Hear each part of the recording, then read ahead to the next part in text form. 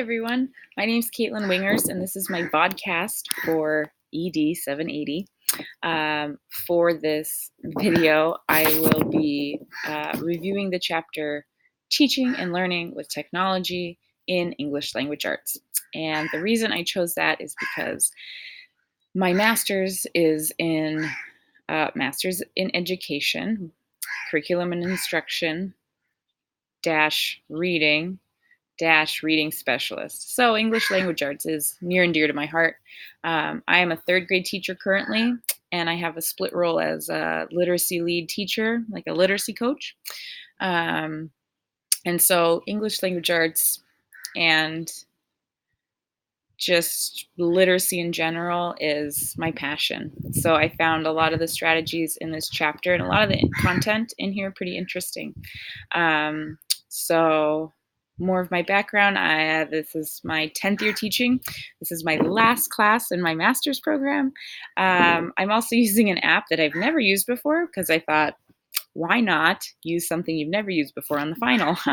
So it's a little bit trial and error.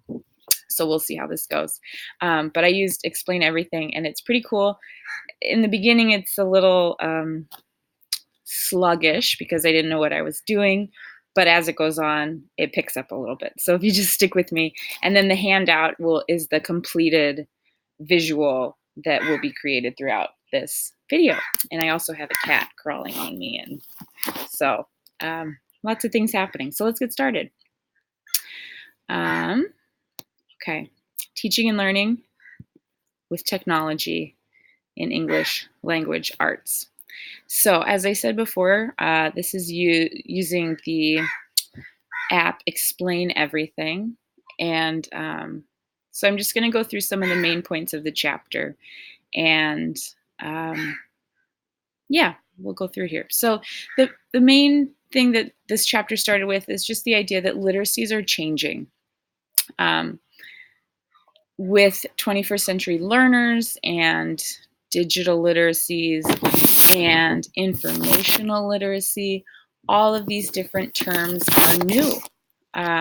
It's something that teachers have not had to really be concerned with in the past. So due to the fact that literacies are changing, teachers should expect the following. And so they should expect to be teaching more critical thinking skills, first of all. They should be teaching the development of new strategic knowledge and social practices. And also, they should expect that their role as a teacher is going to be shifting.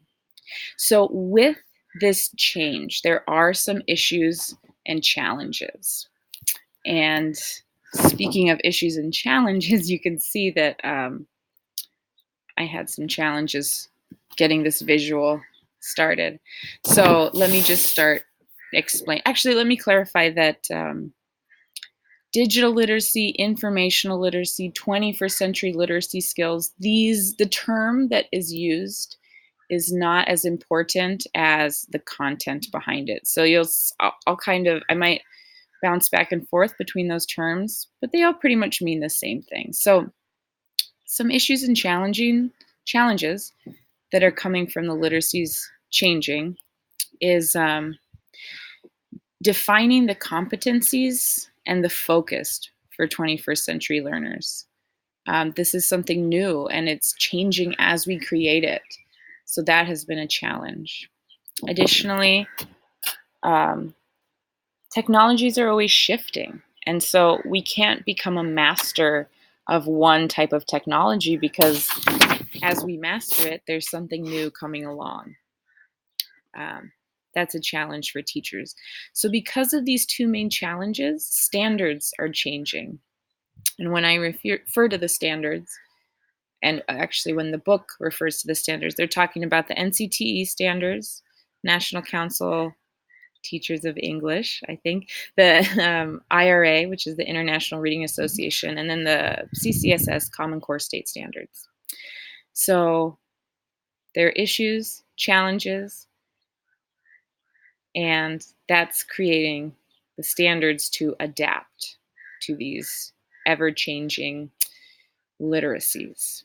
Now, when the standards change, we need new strategies, which I spelled wrong. There you go. We need new strategies to teach literacy. We want to take students from decoders. This is really cool. Wait for it. See the magnifying glass? Because they're decoding.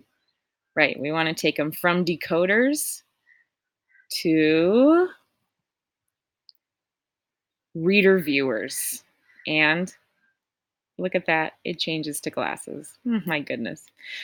So as we take students from just decoding texts with new literacies, they're not just needing to decode text. They really have to be reader viewers, and their texts are interactive. And there's new strategies that need to be used to teach that.